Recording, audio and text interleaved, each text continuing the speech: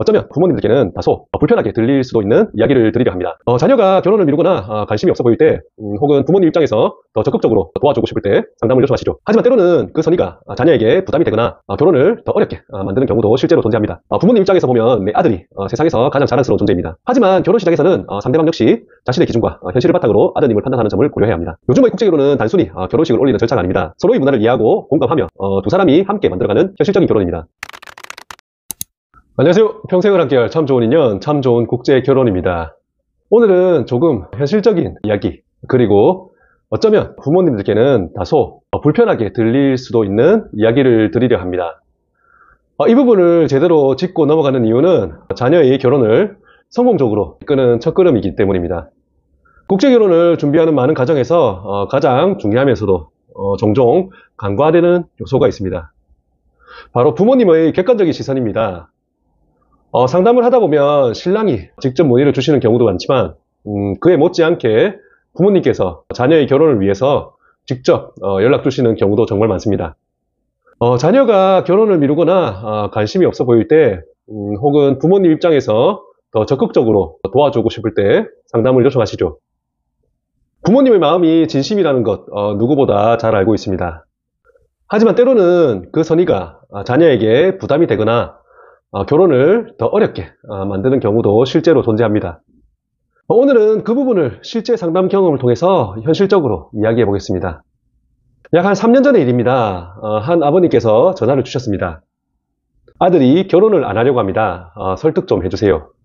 아버님의 간절함이 느껴져서 아드님과 통화 후에 대면 상담을 진행하기로 했고, 약속을 잡고 부산에서 평택까지 이동했습니다. 커피숍에서 만나 뵙자고 부탁드렸지만 회사 기숙사로 오라는 답을 받았고, 좁은 골목길 때문에 주차할 곳을 찾지 못해서 멀리 차를 세우고 택시로 이동했습니다. 도착해서 연락드리니 아드님의 첫마디는 이랬습니다. 정말 올 줄 몰랐어요. 이미 출발 전에 연락도 드렸는데 말이죠. 그 말을 듣는 순간 마음이 조금 허전했습니다. 알고 보니 아드님은 아버님의 강한 권유로 억지로 상담을 잡아두신 상황이었습니다. 그때 부모님의 마음이 아무리 진심이어도 그 방식이 자녀에게는 부담이 될 수 있다는 것을 깨달았습니다. 이 경험 이후로는 부모님과 상담할 때 자녀가 정말 원하고 있는지, 준비가 되었는지를 더 세심하게 확인하게 되었습니다. 부모님과 상담을 할 때 가장 많이 듣는 말이 있습니다. 바로 우리 아들은 잘났어요. 정말 흔하게 듣습니다. 한국 여자랑 결혼 못해서 안 하는 게 아닙니다. 서울대도 갈 수 있었는데 장학금 때문에 지방대 갔어요. 외국계 회사도 갈 수 있었는데 집 근처 다니려고 중견기업 다녀요. 항상 성적이 좋았어요. 이런 이야기를 듣다 보면 거의 모든 아드님이 성실하고 똑똑하며 능력 있는 분들 같습니다. 하지만 실제 나이, 소득, 직업, 생활 여건을 바탕으로 현실적인 이야기를 드리면 일부 부모님은 이렇게 반응하십니다.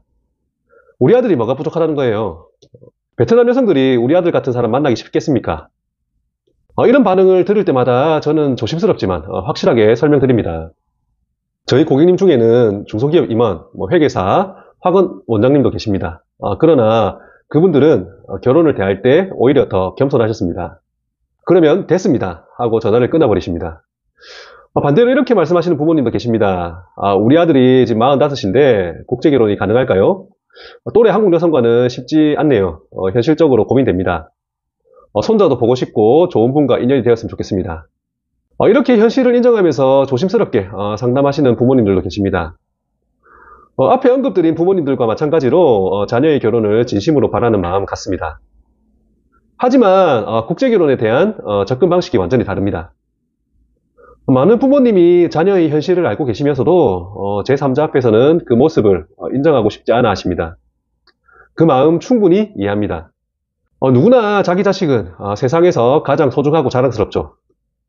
하지만 국제결혼은 감정보다 현실이 먼저입니다. 현실 위에서 신뢰와 이해가 쌓일 때 비로소 좋은 인연으로 이어집니다. 실제로 아들의 상황을 냉정하게 이해하고 계신 부모님들은 결혼 후에 며느리를 정말 따뜻하게 맞이해 주시고 두 사람의 결혼 생활을 진심으로 응원하십니다. 이런 가정일수록 결혼 생활 만족도가 훨씬 높습니다. 부모님 입장에서 보면 내 아들이 세상에서 가장 자랑스러운 존재입니다. 하지만 결혼 시장에서는 상대방 역시 자신의 기준과 현실을 바탕으로 아드님을 판단하는 점을 고려해야 합니다. 그래서 우리 아들은 아무 문제 없는데 왜 결혼이 어려울까? 라고 생각하기보다는 지금 우리 아들의 상황과 조건에 가장 잘 맞는 인연은 누구일까? 이렇게 접근하는 것이 훨씬 현실적이고 더 좋은 결과로 이어집니다. 지금도 자녀의 결혼을 위해서 고민하고 계신 부모님들께 말씀드립니다. 요즘의 국제결혼은 단순히 결혼식을 올리는 절차가 아닙니다. 서로의 문화를 이해하고 공감하며 두 사람이 함께 만들어가는 현실적인 결혼입니다. 부모님께서는 이를 인지하시고 객관적인 시선으로 상담에 임해주시면 그 결혼은 훨씬 안정적이고 행복하게 이어질 것입니다. 오늘 이야기가 도움이 되셨다면 구독, 좋아요, 알림 설정 부탁드립니다. 참 좋은 국제결혼과 상담은 고정 댓글과 더보기란의 링크 또는 연락처를 통해 신청하실 수 있습니다. 끝까지 시청해주셔서 감사합니다.